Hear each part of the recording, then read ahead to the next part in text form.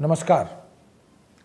प्रशासनिक अनुवाद, इसके अंतर्गत अभिव्यक्तियों का अनुवाद या प्रयुक्तियों का अनुवाद और साथ ही संक्षिप्ताक्षर, इनका स्थान और स्वरूप प्रशासनिक हिंदी में, प्रशासनिक अनुवाद में क्या है, इस पर हम चर्चा आज करेंगे।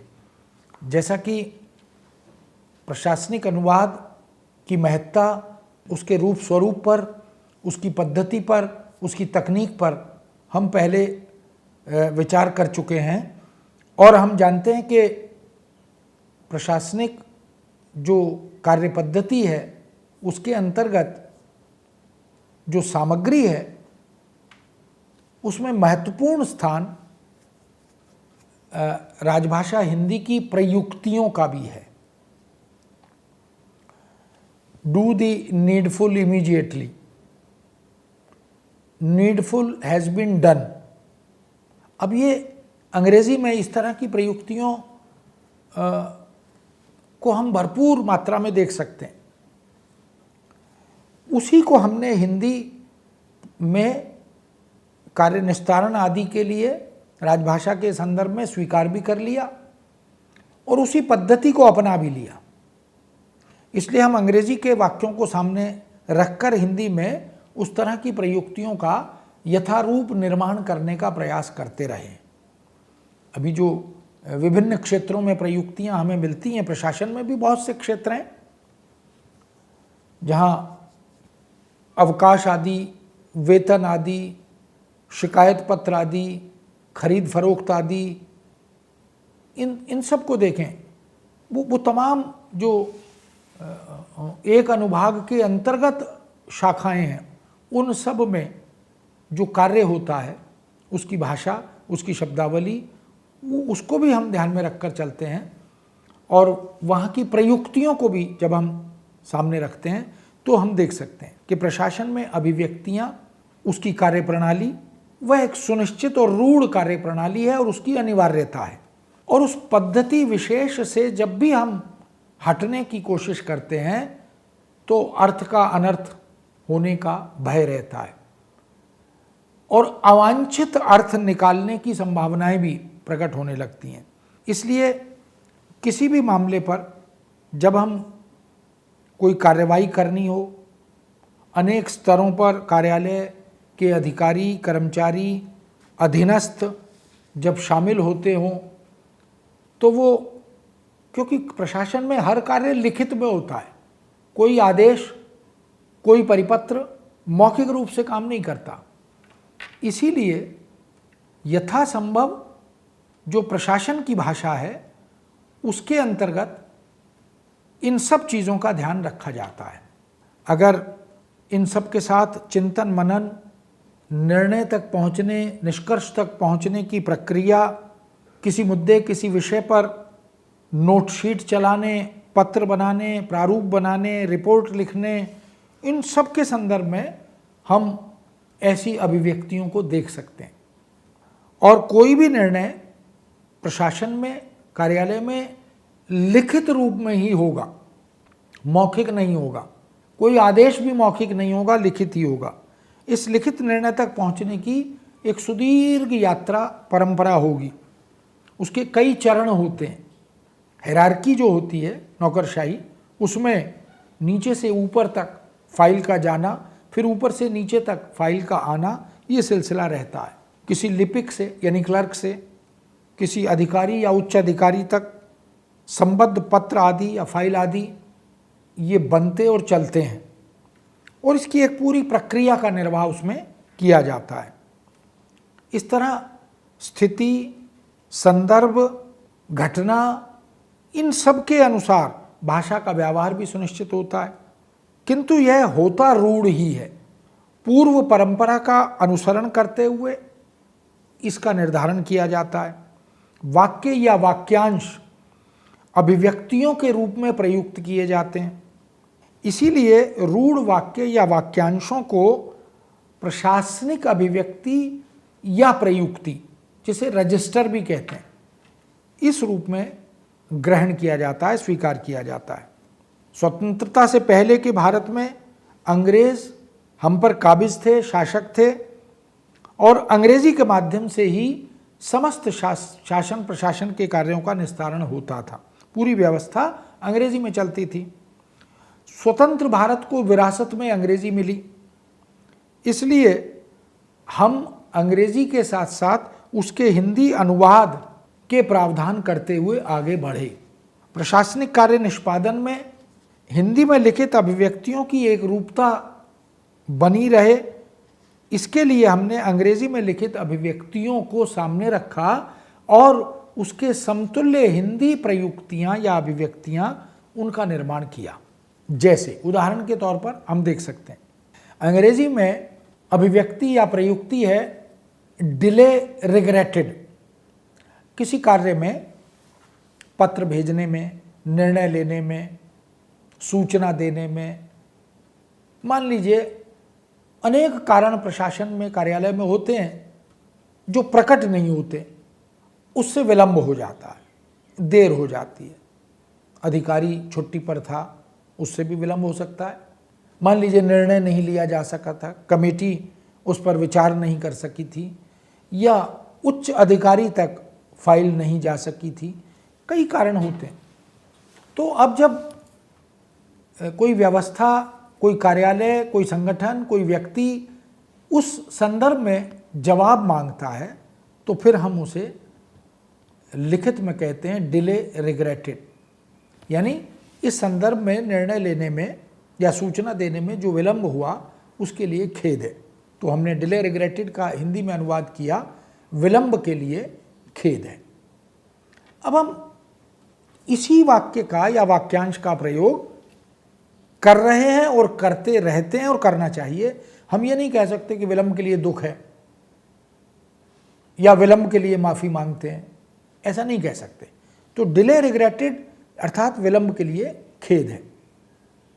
इसी तरह फॉर सिंपैथेटिक कंसिडरेशन, यानी हम कहीं अनुरोध करते हैं, प्रार्थना करते हैं, तो ये कहते हैं कि भाई मेरे निवेदन आवेदन पर सहानुभूतिपूर्वक विचार कीजिए। यानी एकदम प्रशासनिक अंदाज में विचार मत कीजिए, प्रशासनिक है मामला, मुद्दा, लेकिन थोड़ी मानवता के नाते सहानुभूति भी उसमें रखिए। तो फॉर सिंपैथेटिक कंसिडरेशन ये अंग्रेजी में है, हमने हिंदी में उसके लिए बनाया सहानुभूतिपूर्वक विचार के लिए, सहानुभूतिपूर्वक विचारार्थ, ऐसा भी कह सकते हैं, लेकिन जो मूल भाव है उसको नहीं बदल सकते। इसलिए जो निर्धारित शब्द हैं जैसे ही हम उसको बदलते हैं तो अर्थ का अनर्थ हो सकता है, और अर्थ का अनर्थ होता है तो संकट खड़ा हो सकता है। For favour of necessary action, अब हम एक आवश्यक कार्रवाई की अपेक्षा करते हैं, इसलिए हम कह रहे हैं आवश्यक कार्रवाई के लिए।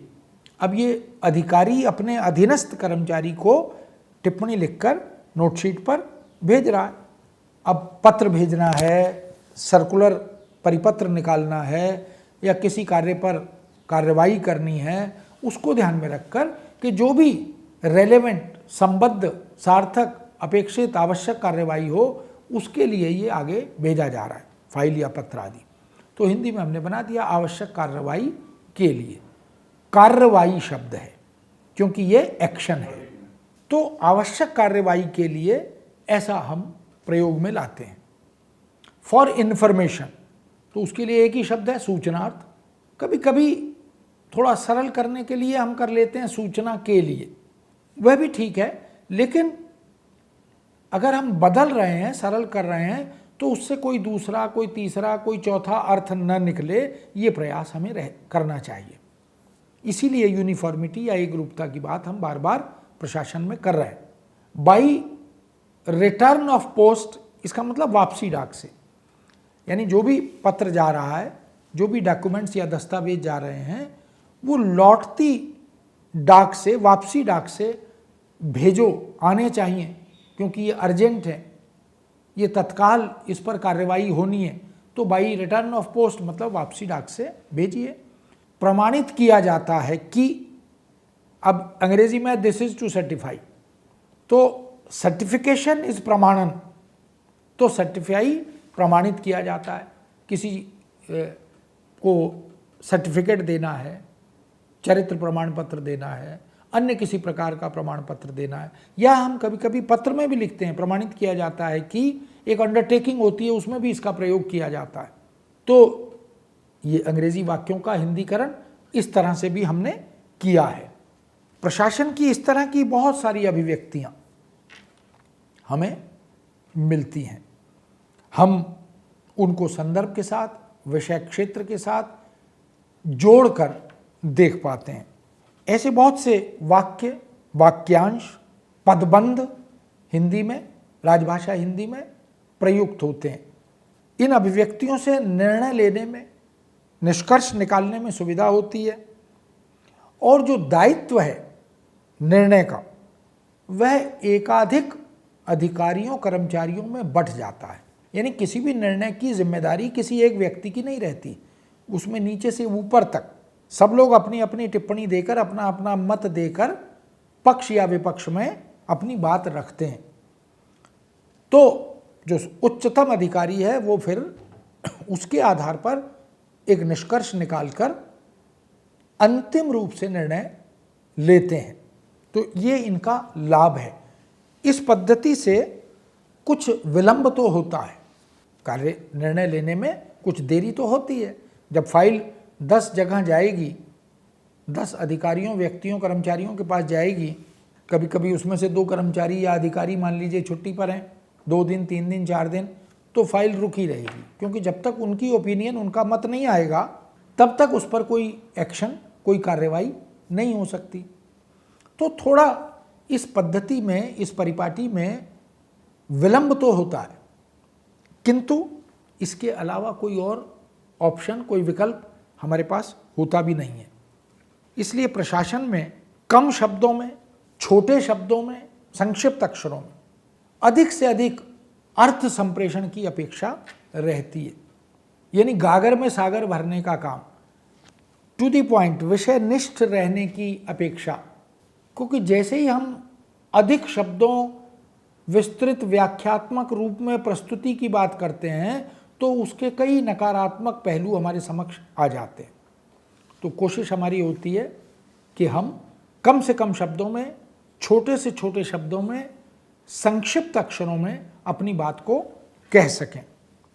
इस दृष्टि से हम देख सकते हैं कि विचार अधिक हो और भावाभिव्यक्ति के लिए अक्षर संक्षिप्त हों, कम शब्दों में, छोटे शब्दों में। इसलिए अल्पाक्षर विन्यास और अल्प शब्द प्रयोग, इससे अर्थ की अभिव्यक्ति सशक्त भी होती है। विषय निष्ठता अपेक्षित होती है, इसीलिए सहजता और सरलता बनती है। सीधे विषय पर बात करना, अनर्गल, अवांछित विस्तार, प्रशासन में उसकी अनुमति नहीं होती, भाषा में उसकी अनुमति ऐसे कार्यों में नहीं होती। इसलिए सार्थकता महत्वपूर्ण हो जाती है। समय की बचत और स्थान की बचत भी होती है। जब लिख रहे हैं तो स्थान भी कम प्रयुक्त होता है, समय भी कम, लिखने वाले का भी, पढ़ने वाले का भी, दोनों का। प्रशासन में पदनाम, विभागीय नाम, अनुभागों के नाम, ये और पारिभाषिक शब्द, इन सब के साथ साथ संक्षिप्ताक्षर, इनके प्रयोग की परंपरा भी मिलती है। ये न केवल एडमिनिस्ट्रेशन में, प्रशासन में मिलती है, अपितु अन्य क्षेत्रों में भी मिलती है। लेकिन जो शब्दावली है उसका प्रयोग हम देख सकते हैं, जैसे किसी विश्वविद्यालय में अगर वाइस चांसलर हैं और बार बार वाइस चांसलर हम लिखेंगे तो समय भी लगेगा, स्थान भी जाएगा। तो हमने एक बार वाइस चांसलर लिख दिया और फिर आगे पूरे में हम उसे वीसी लिख रहे हैं। वीसी संक्षिप्ताक्षर है, जिसको हम एब्रीविएशन भी कहते हैं। हमने अखबारों में देखा होगा कि भारतीय जनता पार्टी तो भाजपा, समाजवादी पार्टी तो सपा, बहुजन समाज पार्टी तो बसपा, इस तरह के संक्षिप्त अक्षरों का निर्माण भी हुआ, प्रयोग में खूब चल रहा है। तो वीसी वाइस चांसलर के लिए, बीडीओ ब्लॉक डेवलपमेंट ऑफिसर। अब ब्लॉक डेवलपमेंट ऑफिसर को एक बड़ा पर्याप्त स्थान चाहिए, तो उसके लिए यथासंभव इस एब्रीविएशन का प्रयोग हम कर देते हैं। एलपीसी प्रशासन में एक लास्ट पे सर्टिफिकेट होता है। कोई व्यक्ति अंतिम जो वेतन ले रहा था सेवानिवृत्ति से पहले, या मान लीजिए उसने अपने कार्यालय को कहीं बदला, किसी दूसरे व्यवस्था में, कार्यालय में उसने नौकरी नई प्रारंभ की, तो वह नया कार्यालय उसे एलपीसी लाने के लिए कहता है अपने पेरेंटल ऑफिस से, पूर्व कार्यालय से, कि लास्ट पे सर्टिफिकेट लाइए कि आपकी अंतिम वेतन क्या था, उसका प्रमाण पत्र चाहिए। तो लास्ट पे सर्टिफिकेट को एलपीसी कहते हैं। ये संक्षिप्ताक्षर abbreviation. Chief medical officer CMO, Delhi development authority DDA, municipal corporation of Delhi MCD, इस तरह के प्रयोग हम देख सकते हैं। फर्स्ट इंफॉर्मेशन रिपोर्ट एफआईआर, अब हम एफआईआर ही ज़्यादा प्रचलन में देखते हैं, या नॉट एप्लीकेबल, या सीआर कॉन्फिडेंशियल रिपोर्ट, इनका प्रयोग भी देख सकते हैं।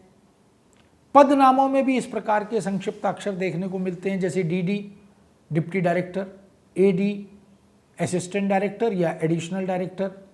इसी तरह अनुवाद विभागों आदि के नामों में भी इन संक्षिप्ताक्षरों को, जैसे डीयू, जैसे एमएचआरडी, जैसे UPSC, SSC staff selection commission, AIR all India radio, SSC, उसके बाद AIIMS all India institute of medical sciences, या दीनदयाल डीडी, जेएनयू, डीटीसी, इन सबको भी हम देख सकते हैं। तो संक्षिप्ताक्षरों की यह परंपरा हिंदी में समाहित हुई, और अंग्रेजी के तर्ज पर जब हिंदी में हमने इसे प्रारंभ किया तो उसको उतनी लोकप्रियता अभी नहीं मिल पाई जितनी अंग्रेजी की लोकप्रियता बन गई, लेकिन धीरे धीरे लोकप्रियता और लोक स्वीकृति इन हिंदी के संक्षिप्ताक्षरों की भी बनने लगी। जैसे उपनिदेशक तो उ नी ऐसा लिखा जाता है फाइल पर भी, नोटशीट पर भी। जैसे लोक सेवा आयोग तो लो से आ ऐसा प्रयोग चलता है। जैसे रेल डाक सेवा तो रे डा से, इस तरह का प्रयोग भी चलता है। भारतीय प्रौद्योगिकी संस्थान तो भा प्रो सन संस्थान का। भारतीय प्रशासनिक सेवा भारतीय प्र से। इस तरह हम देख सकते हैं कि ये जो संक्षिप्ताक्षर हैं इनको बनाने के आधार भी अलग अलग हैं, इनकी पद्धति, इनके सिद्धांत भी अलग अलग हैं। कहाँ किस रूप में ये बनाए जाएंगे, किस रूप में इनका प्रयोग होगा, उसके प्रयोजन भी भिन्न भिन्न हैं। इसलिए ये संक्षिप्ताक्षर अंग्रेजी में तो एक सुदीर्घ परंपरा के साथ विद्यमान थे, लेकिन हिंदी में इनका निर्माण स्वतंत्रता के बाद ही प्रारंभ हो सका। बहुत बार हम फाइल पर भी इन संक्षिप्ताक्षरों को लिखा हुआ पाते हैं। स्वाभाविक है कि अधिकारी कर्मचारी बार बार अगर पूरे लंबे शब्द या वाक्यांश या नामांश लिखेगा तो उसका समय भी जाएगा, इसलिए वो जैसे अंग्रेजी में डीडी लिख देते हैं डिप्टी डायरेक्टर, तो उ नी उपनिदेशक लिख देते हैं। तो हिंदी में भी इसकी स्वीकृति बढ़ रही है और प्रवेश भी हो रहा है। जैसे दक्षेश शब्द है, हम देख सकते हैं कि प्रशासनिक अनुवाद के अंतर्गत ऐसे बहुत सारे संदर्भ हैं जो अपेक्षित हैं, आवश्यक हैं, और धीरे धीरे उनसे राजभाषा हिंदी की समृद्धि और संपन्नता भी हो रही है। प्रयुक्तियाँ, धीरे धीरे अभिव्यक्तियाँ हिंदी में बनती जा रही हैं, कुछ अंग्रेजी के आधार पर अनुवाद द्वारा, कुछ मौलिक भी अब सृजन होने लगा है। ये एक अच्छी बात है। क्यों? क्योंकि अंग्रेजी की बैसाखी कब तक रहेगी ये विचारणीय है। अब हम इस एक लंबी अवधि के बाद, आज़ादी के 70 वर्ष के बाद, 72 वर्ष के बाद यथासंभव प्रयासरत हैं कि मौलिक हिंदी में भी अभिव्यक्तियां प्रशासन में निर्मित हों, लिखी जाएं, अधिकारी कर्मचारी अपने अधिकारों का उपयोग करते हुए अंग्रेजी के मूल भाव को समझ लें और फिर उस भाव को मौलिक हिंदी वाक्य संरचना में, वाक्यांश में लेखन करें। इसी तरह संक्षिप्त अक्षरों का निर्माण और प्रयोग यह भी प्रचलन में आए, बाहुल्य में आए, उससे हिंदी भाषा, राजभाषा हिंदी और संपन्न समृद्ध होगी। और जो कमियां अंग्रेजी की शब्दावली को ध्यान में रखकर हम देख सकते हैं कि दिल्ली परिवहन निगम तो दी प नी ये लिखा होता है, और एम्स का हिंदी में भी अखिल भारतीय आयुर्विज्ञान संस्थान, ये प्रथम अक्षर के आधार पर उसमें डॉट लगाकर इस तरह के शब्दों का प्रयोग अब चलने लगा है। कहीं कहीं नामों में भी ये संक्षिप्ताक्षर अब लिखे जाने लगे हैं। तो इन सब स्थितियों से हम समझ सकते हैं कि अनुवादक को विशेष रूप से अनुवाद करते हुए इस अद्यतन जानकारी को अपने पास रखना चाहिए कि संक्षिप्त अक्षर कैसे बनते हैं, उनका प्रयोग कैसे किया जाता है, उनके सिद्धांत, निर्माण के सिद्धांत क्या हैं, प्रयुक्ति लेखन में अनुवाद करते हुए या मौलिक लेखन में किन बातों का ध्यान रखना चाहिए, और प्रशासनिक हिंदी और भाषा की जो अपेक्षाएं, आवश्यकताएं हैं, उनका अनुपालन कितना और कैसे करना चाहिए। इन सब बातों को, बिंदुओं को हम ध्यान में रखकर चल सकते हैं। इसलिए प्रशासनिक अनुवाद और प्रशासनिक भाषा हिंदी का जो वैशिष्ट्य है, उसके परिप्रेक्ष्य में हम अनुवाद करते समय इन बातों का ध्यान रख सकेंगे। इस विषय को हम इसी बात के साथ विराम देते हैं और नए विषय के साथ फिर आपके समक्ष प्रस्तुत होंगे। आज्ञा दीजिए। नमस्कार।